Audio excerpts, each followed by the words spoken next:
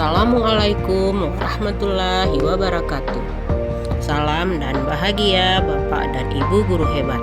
Berjumpa lagi dengan saya Ratna Adelina, calon guru penggerak angkatan 8 dari SMA Negeri 2 Timanggajah, Kabupaten Bener Meriah, Aceh.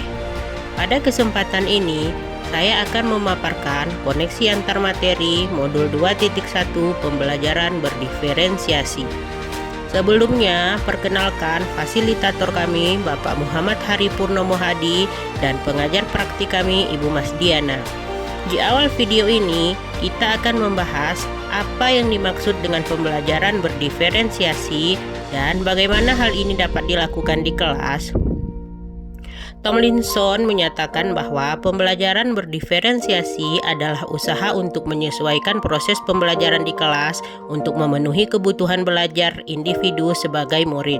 Dengan demikian, pembelajaran berdiferensiasi dapat diartikan sebagai pembelajaran untuk mendukung semua murid di kelas kita, karena setiap anak itu unik. Mereka mempunyai kelebihan dan kekurangannya masing-masing, termasuk di dalamnya minat, bakat, gaya belajar, pola pikir, kemampuan literasi dan numerasi yang sudah pasti berbeda. Jadi, pembelajaran berdiferensiasi adalah serangkaian keputusan maksud akal yang dibuat oleh guru yang berorientasi pada kebutuhan murid.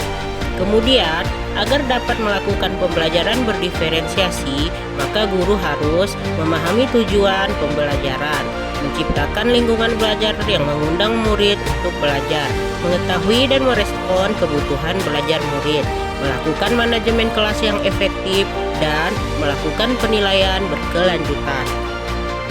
Berkaitan dengan kebutuhan belajar murid, guru harus memahami 3 aspek, yaitu yang pertama, kesiapan belajar murid. Kesiapan belajar murid mengharuskan guru untuk menilai pengetahuan awal dan menentukan apa yang telah murid ketahui dan di mana murid tersebut berada. Kedua, minat murid. Minat setiap anak pasti berbeda-beda.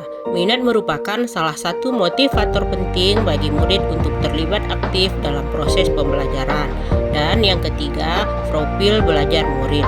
Profil belajar murid berkaitan dengan budaya, gaya belajar, dan lingkungan yang sudah pasti berbeda antara satu anak dengan anak lainnya. Kebutuhan belajar murid dapat diidentifikasi berdasarkan beberapa cara, antara lain yang pertama mengamati perilaku murid-murid, mengidentifikasi pengetahuan awal, mereview dan melakukan refleksi terhadap praktik pembelajaran, atau berbicara dengan guru sebelumnya atau membaca rapor murid di kelas sebelumnya, dan menggunakan penilaian-penilaian formatif dan diagnostik. Strategi pembelajaran diferensiasi dapat dilakukan melalui 3 cara, yaitu diferensiasi konten, diferensiasi proses, dan diferensiasi produk. Pada diferensiasi konten berkaitan dengan apa yang kita ajarkan, seperti materi, konsep, atau keterampilan yang perlu dipelajari berdasarkan kurikulum. Dapat dilakukan dengan membedakan pengorganisasian atau format penyampaiannya, bukan mengubah atau menurunkan standar kurikulum. Yang kedua, diferensiasi proses, berupa kegiatan yang memungkinkan murid berlatih dan memaknai konten dengan cara membedakan proses yang harus dijalani oleh murid. Selanjutnya, diferensiasi produk, berupa bukti yang menunjukkan apa yang murid telah pahami dengan cara membedakan atau memodifikasi produk sebagai hasil belajar murid, hasil latihan, penerapan, dan pengembangan apa yang telah dipelajari. Kemudian, bagaimanakah koneksi antar materi pembelajaran diferensiasi dengan modul-modul lain di pendidikan guru penggerak yang pernah dipelajari? Adakah keterkaitannya? Sudah pasti dan sudah tentu ada. Untuk dapat melakukan pembelajaran berdiferensiasi, maka guru harus berusaha memenuhi kebutuhan belajar murid sesuai dengan kodrat alam dan kodrat zaman berdasarkan filosofi Ki Hajar Dewantara seperti pada modul 1.1. Kemudian, dalam melakukan pembelajaran berdiferensiasi, seorang guru penggerak harus berpihak pada murid, reflektif, mandiri, kolaboratif, dan inovatif untuk menciptakan pembelajaran berdiferensiasi agar dapat memenuhi kebutuhan murid.